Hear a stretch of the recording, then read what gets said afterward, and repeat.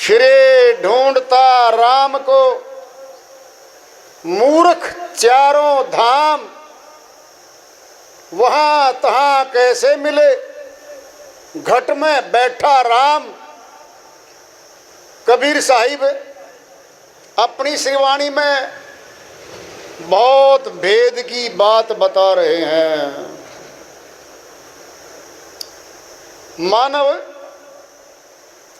परमात्मा को, अल्लाह को, खुदा को, रब को, गॉड को ढूंढने निकल पड़ा घर से बाहर। पहाड़ों पे कठिन जगह ढूंढना अच्छा लगता है मानव को। तीर्थों में ढूंढता चला गया,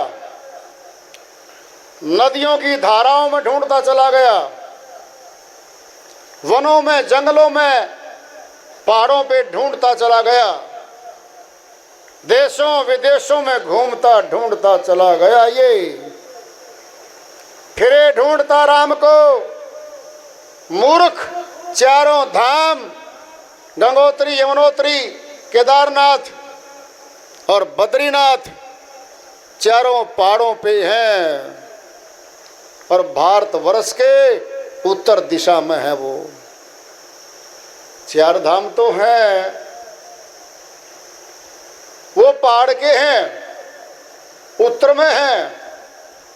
हमारा भी शरीर है, शरीर की चार दिशाएं हैं। संतों ने बता रखा है हमारा सिर उत्तर दिशा है, पैर दक्षिण दिशा है। लेट ले पहले, अब पहचान कर लें। उत्तर दक्षिण में लेट गए।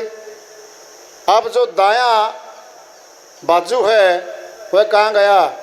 पूर्व में गया। और बायां कहाँ गया? नहीं, पश्चिम में गया। ये पूर्व में आ गया। जो दायां हाथ है कहाँ आया? वो पश्चिम में। और जो बायां हाथ है वो कहाँ गया? पूर्व दिशा में गया। ऐसे हम जब लेट गए, शीश उत्तर में है। सनातनियों में एक प्रथा है, वो भी सुन लो।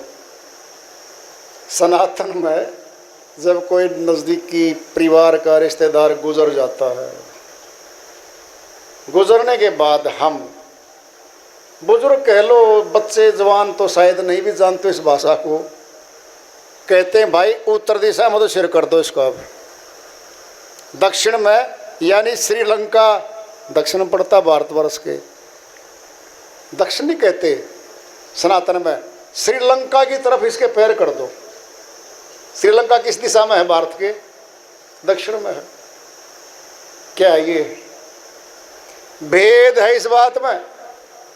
साहिब कह रहे हैं फिरे ढूंढता राम को मूर्ख चारों धाम, गंगोत्री, यमुनोत्री, केदारनाथ, बद्रीनाथ, चारों धामों में ढूंढता चला गया मानव।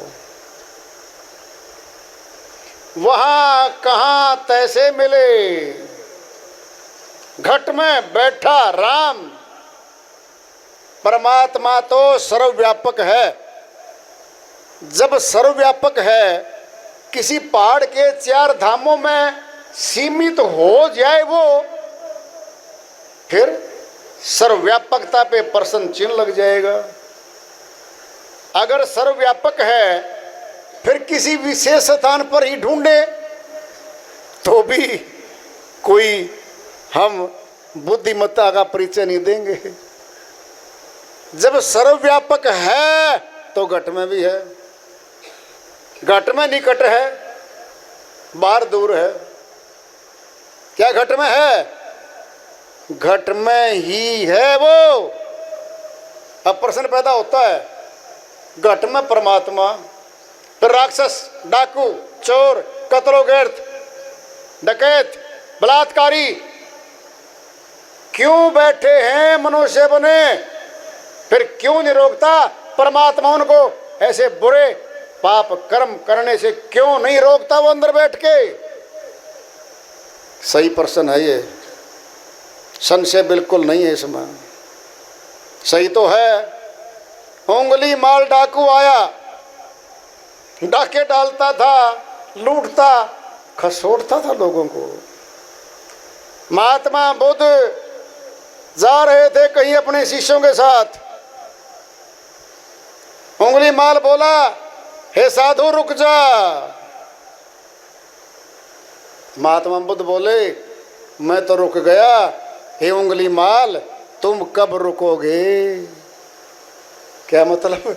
अरे पाप कर्म करने से कब रुकोगे बता दे।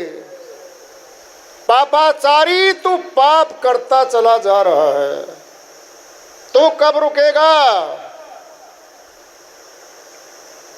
चोट लगी, तीर सा लगा, चेता, कहता मैं तो लूटूंगा तुम्हें। धर दो सारा सामान। गले में उंगली काट के मनुष्यों की माला पिरो के गले में डाल के रखता था वो। कहता भाई ये क्या है? कहता जी उंगलियों की माला पिरो रखी है मैंने, जिनको लूटता हूं उनकी उंगली भी काटता हूं। कहता डबल काम करता है, धन भी लूटता है, उनकी उंगली भी काटता है। माता बुद्ध बोले भाई देख ऊपर क्या देख, पेड़ है, पत्ता तोड़, पत्ता तोड़ दिया। माता बुद्ध बोले हे उंगली माल वापिस लगा दे। वो लगाव है, टहनी के लगे ही नहीं। कहता जी लग तो नहीं रहा है मूर्ख, तो पत्ता तोड़ तो सकता है तो वापिस नहीं लगा सकता। उंगली काट सकता है लोगों की, उंगली वापिस तो नहीं लगा सकता। सत्संग सुनाया, विरह हुआ, वैराग्य हुआ, चेता, उंगली माल शरणागति हो गया। फिर बदल गया, फिर संत बन गया।